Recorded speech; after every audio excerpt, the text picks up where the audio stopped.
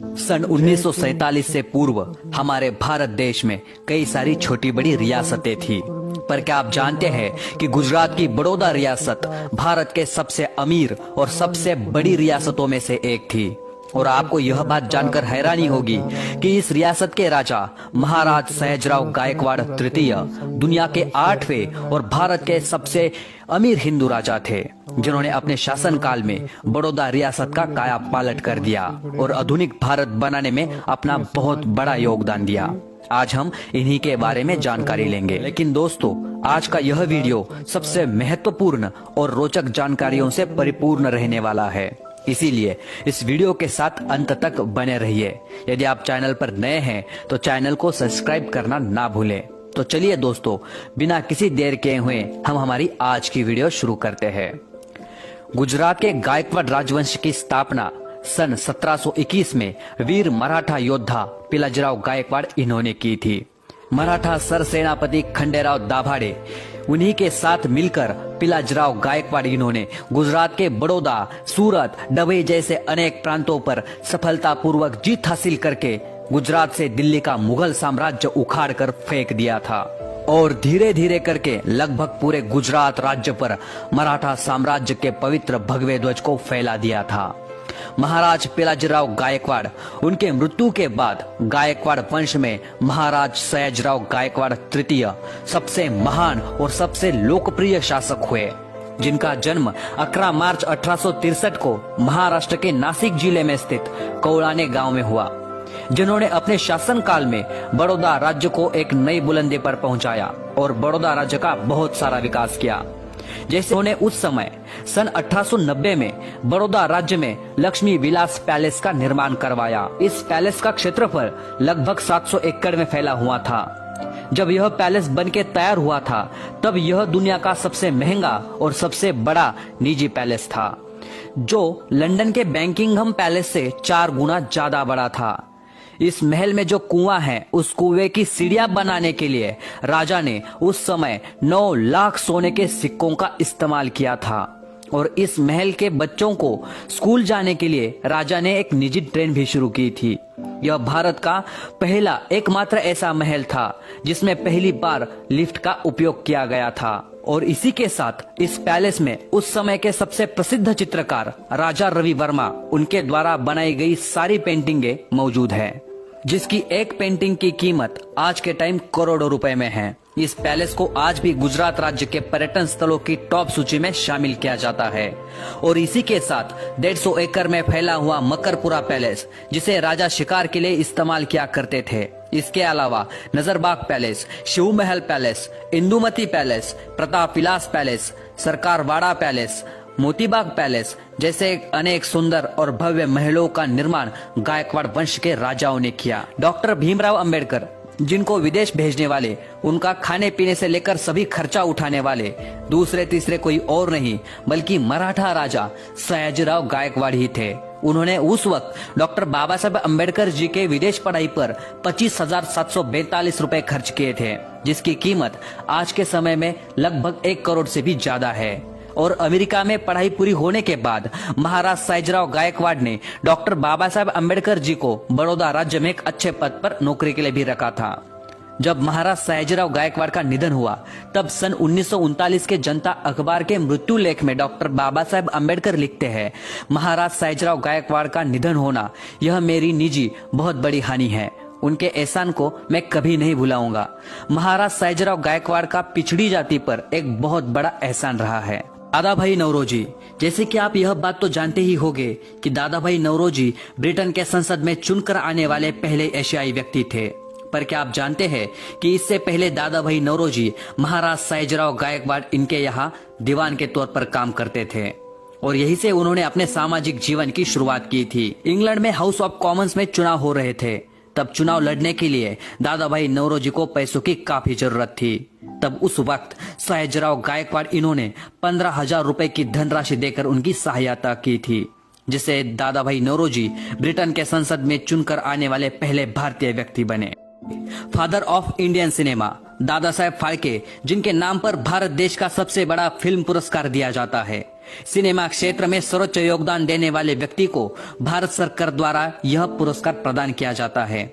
इस पुरस्कार को पाने के लिए कलाकारों की अपनी पूरी जिंदगी गुजर जाती है, परंतु दादा साहेब फाल्के को इस मुकाम तक पहुंचाने में महाराज सायाजीराव गायकवाड़ तृतीय इनका बहुत ही बड़ा योगदान रहा है। क्योंकि सन 1990 में महाराज सायाजीराव गायकवाड़ इन्होंने अपने राज्य बड़ौदा में कलाकारों के लिए कला भवन का निर्माण करवाया और इसी कला भवन में दादा साहेब फाल्के ने चित्रकला, छायाचित्र और फोटोग्राफी की शिक्षा ली और इसी के साथ महाराज सायाजीराव गायकवाड़ ने दादा साहेब फाल्के को फिल्म बनाने के लिए जर्मन से एक बहुत ही सुंदर कैमरा खरीद के दिया और दादा साहेब फाल्के को फिल्म बनाने की आगे की शिक्षा प्राप्त हो, इसीलिए उन्हें स्कॉलरशिप देकर लंदन में भेजा। जिसके बाद 1913 में बनी राजा हरिश्चंद्र यह फिल्म भारत देश की सबसे पहली फिल्म बनी, जिसे दादा साहेब फाल्के ने ही बनवाया था। जमशेदजी टाटा, दोस्तों टाटा कंपनी जो दुनिया के 100 से भी ज्यादा देशों में अपना बिजनेस चलाती है और 150 से भी ज्यादा देशों में अपने बनाए हुए प्रोडक्ट को निर्यात करती है। टाटा ग्रुप भारत का सबसे बड़ा व्यापारी औद्योगिक समूह है, जिसमें 10 लाख से भी ज्यादा लोग कार्यरत है और जिनके वर्तमान अध्यक्ष है श्री रतन जी टाटा। लेकिन बहुत से लोगों को यह बात पता ही नहीं कि टाटा कंपनी को खड़ा करने में महाराज सायाजीराव गायकवाड़ का बहुत ही बड़ा योगदान रहा है। क्योंकि जमशेदजी टाटा जो टाटा कंपनी के संस्थापक है, उनका जन्म सन 1839 को गुजरात के नवसारी जिले में हुआ था और उस वक्त नवसारी जिला बड़ौदा राज्य के अंतर्गत आता था और वहां के राजा थे महाराज सायाजीराव गायकवाड़। जब जमशेदजी टाटा अपना व्यापार शुरू करना चाहते थे, तब एक भारतीय व्यापारी होने के कारण उन्हें अंग्रेजों ने काफी परेशान किया। उनको आर्थिक मदद की जरूरत थी, तब अंग्रेजों ने उन्हें कोई भी आर्थिक मदद होने नहीं दी। तभी उसी दौरान महाराज सायाजीराव गायकवाड़ निर्भयता से जमशेदजी टाटा के साथ खड़े रहे, जिसकी वजह से जमशेदजी टाटा को अपना व्यापार शुरू करने में बहुत आसानी हुई। और इतना ही नहीं, महाराज सायाजीराव गायकवाड़ ने टाटा आयरन एंड स्टील की फैक्ट्री के निर्माण के लिए जमशेद टाटा को धनराशि देकर उनकी सहायता की।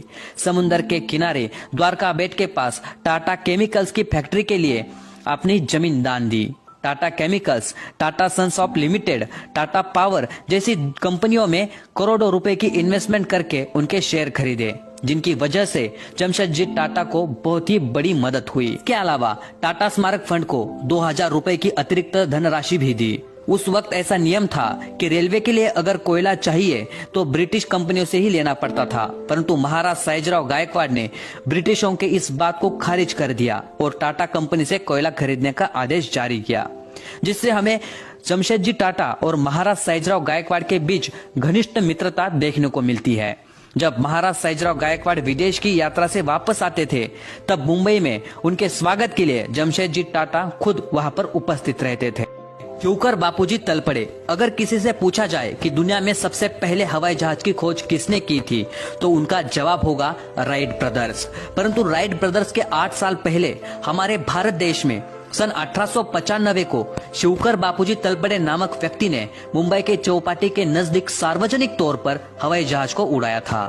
परंतु हवाई जहाज के प्रोजेक्ट के निर्माण के लिए शिवकर बापूजी तलपड़े को बहुत ही ज्यादा पैसों की जरूरत थी। तब वह बड़ौदा गए और महाराज सायाजीराव गायकवाड़ से मदद मांगी। महाराज सायाजीराव गायकवाड़ ने तुरंत मंजूरी देकर उस प्रोजेक्ट के सारे खर्चे उठाए। सन 1895 में बना मारुत सखा नाम का यह हवाई जहाज दुनिया का पहला हवाई जहाज था, जिसे महाराज सायाजीराव गायकवाड़ और स्वतंत्र सेनानी महादेव गोविंद रानडे जी के उपस्थिति में उड़ाया गया था। इस घटना पर आधारित बॉलीवुड में हवाई जादा नाम की एक मूवी भी बन चुकी है, जिसमें अंशुमन खुराना, मिथुन चक्रवर्ती, पल्लवी शारदा जैसे कलाकारों ने मुख्य भूमिका निभाई है। भारतीय समाज सुधारक महात्मा ज्योतिराव फुले, जिन्होंने भारत में पहली बार महिलाओं के लिए शिक्षा के द्वार खुले किए।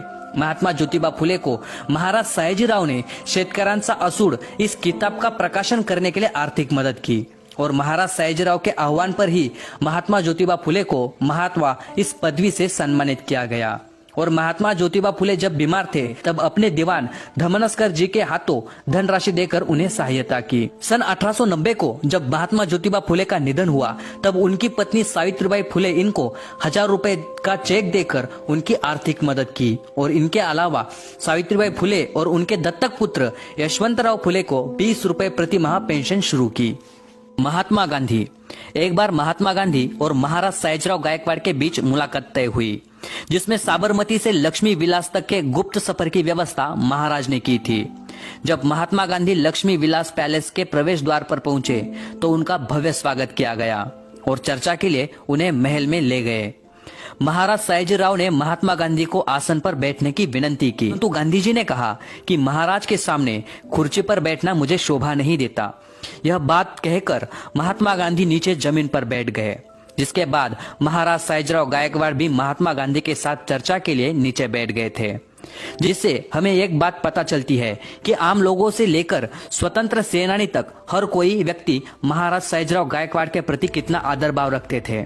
और इसके अलावा महात्मा गांधी को पुणे करार, दांडी यात्रा, नमक सत्याग्रह और 1908 में दक्षिण अफ्रीका में आर्थिक मदद भेजकर महाराज सयाजीराव ने महात्मा गांधी को अनेकों बार मदद की है।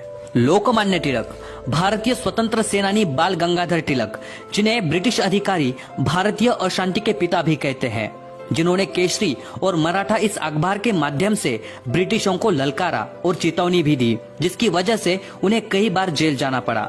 परंतु इस केसरी और मराठा अखबार को शुरू करने के लिए महाराज सयाजीराव गायकवाड़ ने अपने पुणे का खुद का गायकवाड़ राजवाड़ा बाल गंगाधर तिलक जी को भेंट में दिया, जिसे आज पुणे में लोकमान्य तिलक जी का केसरीवाड़ा इस नाम से जाना जाता है। भारतीय स्वतंत्र सेनानी अरविंद घोष, जो पेशे से एक क्रांतिकारी कवि, प्रकांड विद्वान और महान योगी थे, जिनके आह्वान पर हजारों बंगाली युवकों ने देश के स्वतंत्रता के लिए हंसते हंसते अपनी जान दे दी।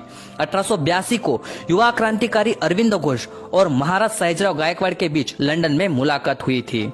अरविंद घोष ICS की परीक्षा उत्तीर्ण हो चुके थे, परंतु घोड़े की सवारी न आने के कारण ब्रिटिश प्रशासकीय अधिकारियों ने उन्हें नौकरी से नकार दिया। तो उनके कुछ साल बाद महाराज सयाजीराव ने अरविंद घोष को बड़ौदा राज्य में आने का निमंत्रण दिया। महाराज के निमंत्रण पर 1893 को अरविंद घोष बड़ौदा में आए, जहां पर उनके खाने पीने से लेकर रहने तक की सारी व्यवस्थाएं की गई। अरविंद घोष जी को महाराज सयाजीराव गायकवाड़ का स्वभाव काफी पसंद आया, इसीलिए अपने जीवन के 12 साल उन्होंने बड़ौदा के महाराज सयाजीराव गायकवाड़ के यहाँ नौकरी में बिताए। महाराज सयाजीराव अरविंद घोष जी को उनके हर कार्य में मदद करते थे। महाराज सयाजीराव ने न जाने ऐसे कितने स्वतंत्र सेनानी, समाज सुधारक, लेखक, कवि, कलाकार, संशोधनकर्ता, पॉलिटिशियन को मदद करके उन्हें एक नई दिशा दिखाई और उन्हें बड़े मुकाम तक पहुंचाया।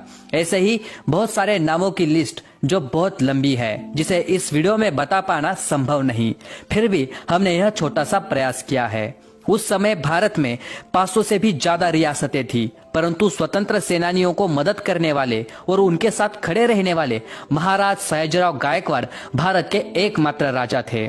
महाराज सयाजीराव ने अपने शासनकाल में बनाए गए स्कूल, कॉलेज, हॉस्पिटल, मंदिर, library, sport club, Baroda central jail, पानी के तालाब, 113 एकड़ में फैला बगीचा, वाटर पार्क जैसे अनेक सुंदर वास्तु और भवनों का निर्माण किया, जिसे घूमते घूमते शायद 1 महीना भी कम पड़ जाए। इसके अलावा महाराज सयाजीराव ने बनारस हिंदू विश्वविद्यालय, मुंबई की ताज hotel, Maratha Vidya Pracharak Mandal Nashik, Deccan education society Pune, Vishwa Bharati Shanti Niketan Kolkata, Indian college Aligarh, great medical college Mumbai, Fergusson college Pune, Shaniwar Wada जीर्णोद्धार जैसे अनेक संस्थाओं को उस समय करोड़ों रुपए देकर उनकी मदद की। लेकिन आज भी बहुत से लोग इनके इतिहास से अपरिचित है, इसीलिए वीडियो को ज्यादा से ज्यादा अपने भाइयों तक शेयर करें और चैनल को सब्सक्राइब करना ना भूले।